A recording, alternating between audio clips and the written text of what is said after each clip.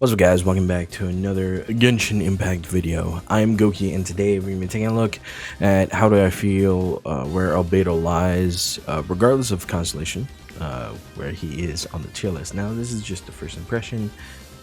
This is now by any means like we're still figuring out the character, but the character seems very fun and very good to begin with. He has a lot of buffs built into his kit. And at C0, it seems like he's a fantastic character to use to begin with.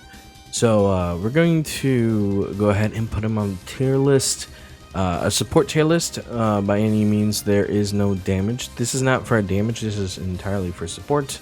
And you guys are going to see exactly why. Now, you guys may or may not criticize me, but remember, this takes into account every particular scenario at the high end and the low end. So if you take one, which is S, and you take their low end and you average it out, you'll get a particular score.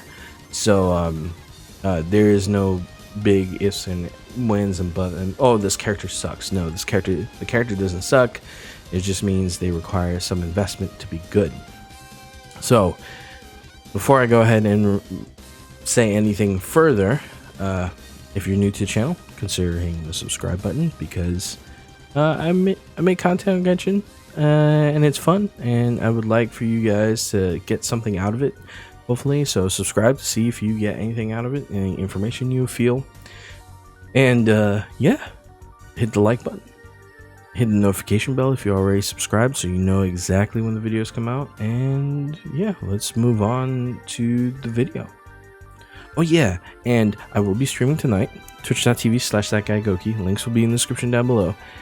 Tonight we will be doing a 12-hour stream, pretty much from 7 a.m. my time to 7 p.m. my time to 7 a.m. my time. So if you're on Eastern, this is MST by the way, so if you guys need any calculations, I'll put the pinned comment down below so you guys know exactly when it's going to be starting. And if you want to come along and bash my tier list, you can go ahead and go do so, because I know a lot of people actually dislike tier lists in the community, but I think they're worth looking into because they provide some insight in how investment in a character works, not really how strong a character is, because every character in this game has the ability to be strong. So I'm just going to put this out there. Make sure you're listening to what I'm saying right now before you go ahead and judge the list. So without further ado, let's get into the list. So here we are. Here is the standard list. This is the list I usually go with. This is the new list. Xinyan, I think, is a little bit better than Diona, although Diona does double as a healer. I think Diona is probably around here. But I think this is my list. This is where Zhongli's placement is currently. I think it's going to be closer to here once the 1.3 patch comes through. But right now he's here. Mainly because petrification is still a strong tool, and it's worthwhile using an abyss. And at C6, obviously Zhongli is going to destroy the abyss when earth is a required element. So let's go ahead and move on. So official, she's very straightforward. Honestly, I think Venti is a better support overall than official, but here we go. Venti, very straightforward, crowd control, very good keeping the opponents at bay. Official, similar sense, except she acts like a turret with Oz. Mona, some of the best elemental bursts in the game. She can be a buff bot depending on your setup. Nobliss is usually the way to go, so that she can buff bot her offensive units like Diluc. And Kiki is like hands down the best healer in the game. There has yet to be a healer to usurp her, but she is very, very strong, very powerful, even at C1, C2, and so on and so forth. Once she gets to C6, she's hands down like better than any choice you could pick. Even C6 Jean, even C6 Barbara. But I digress. Very good healer, top tier, and she has a really good exploration factor to begin with. But this is not that type of list. This is Abyss support tier list. Bennett, top tier support. Need him at C0 to be competitive with the top supports, but C6 to be competitive with the top supports, but at C1 he's very solid foundation, very powerful support, attack, damage buffer.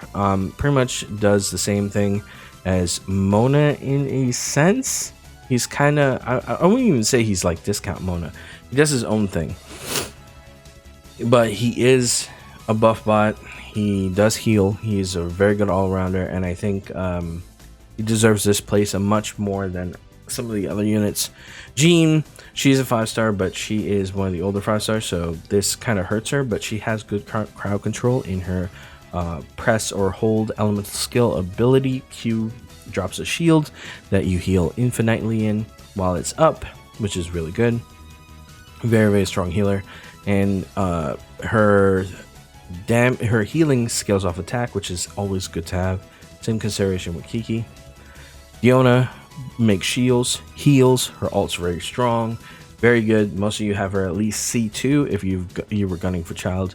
Really good unit to have, and I think if you do have this unit, she does deserve a build. Cryo Bow, the first one of her kind, and this is really important. This means that she's going to be getting a second one in Ganyu, so you have a decision whether to keep your Diana built because she's Cryo Bow, or build out Ganyu and replace your healer.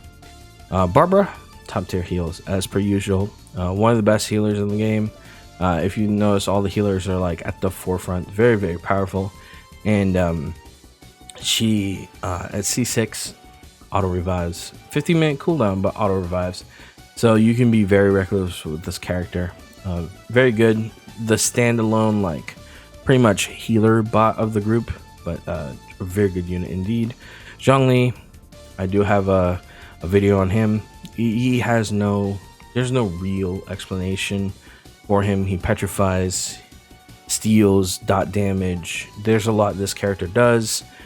Shield, and he's getting buff in 1.3, which is massive. Things are going to start scaling towards his HP. HP all build seems less memey now, and meteor is a thing. Ultimate burst spam seems the way to go right now to keep petrification going. But for now, he's gonna stick at 8 tier. I think after 1.3 he's gonna be somewhere up here. I'm not exactly sure. I'll place him once 1.3 happens, and we can see where he's gone. But for now, he's gonna sit here. Shenyan, very good support, very good pyro shield creator, and she has a lot of supportive functions, especially being able to give the wielder of her shield physical damage plus 15%. Very good for Razor. Very good for characters that need that physical damage buff.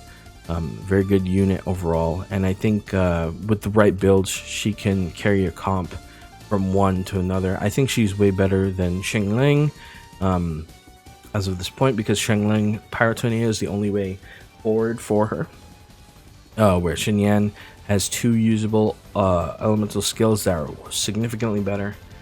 This character has just deteriorated over time, sadly, and she's been constantly replaced by the likes of Bennett and Shenyan, so I'm just going to keep it forward with you guys right there. Sucrose is pretty good support. She can deal some damage, and she has some supportive abilities within her kit, but outside of that, she's requires investment to get there. Jinqiu or Jinqiu, same case, but he has really good interactions with Diluc. So honestly, the Diluc interactions would put him up here, but sadly, he does require investment himself, and he's not just a character that you just activate the ability and you switch out at level 1 and Diluc goes nuts. I mean, you can, but you want the additional damage off the water blades to begin with, and for that, I put him in the B tier. Chongyun, very strong. Once you max him out, he's amazing, but he does need investment. He needs a specific type of claymore, because attack claymores are way better on other units. He is more of a supportive function claymore user, and he has lesser interactions with a lot of the Electro units, and that's not to hurt the Electro units. That really hurts him as a supportive cast member for any Electro unit that use claymores, i.e. Beidou or Razor. So this hurts him in the long run, but for characters like Diluc, he can actually make something work, which is nice to have. Main character, a Nemo character, very good at crowd control. The only reason why he's at B is because they have middling stats. It's in between a 4-star and a 5-star, and the investment is kind of huge. The good thing is this character is completely free. Constellations are completely free, and they're pretty easy to build. Their domains are one of the easiest domains to do, to clear, to get wind pieces. And yeah, outside of that, very, very good character. Xinglang, how might have fallen. Pyro Tornado is still really good for reactions, especially if you use Jinkyu with her together. You can cause some vape reactions, and if you're using Razor, you can do tons of damage that way, because physical white damage, and then you have vape damage going on at the same time. And then Kaie to a similar degree, where he's pretty much Beyblade.exe. Oh wait, I forgot to put Noelle on this list, right? Noelle is somewhere around here. She's probably a little bit better than the main character, somewhere around there. Actually, no, main character is probably better than her. But Noelle's here, she can Beyblade. You know, Beyblade, you can go boom, boom, boom, and boom as a team, and just go Beyblade the entire time. And then I'm putting Albedo here for now.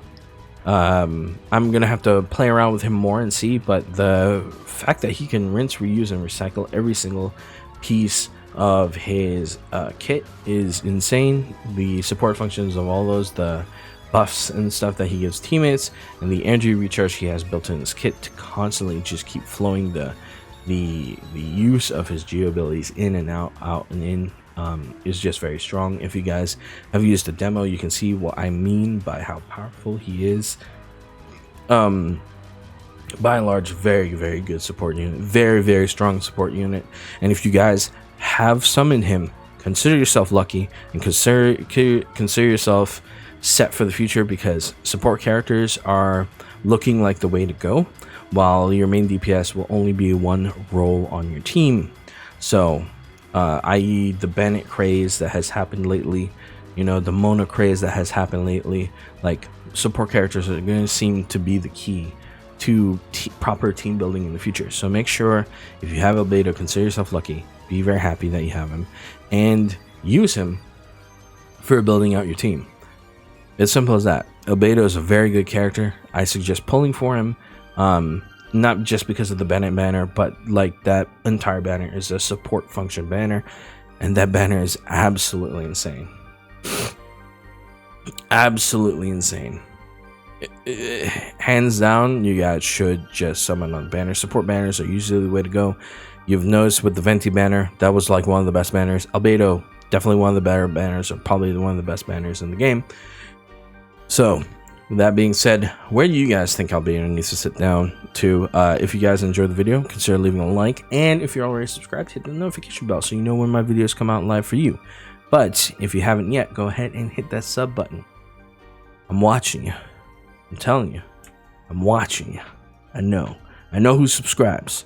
All right, I want to thank you guys for watching so much. If you guys enjoyed the tier list, let me know down below. If you disagree, just let me know you disagree. No need to be uncivilized heathens in the comment section. I want to thank you guys for watching, and I'll see you in the next one.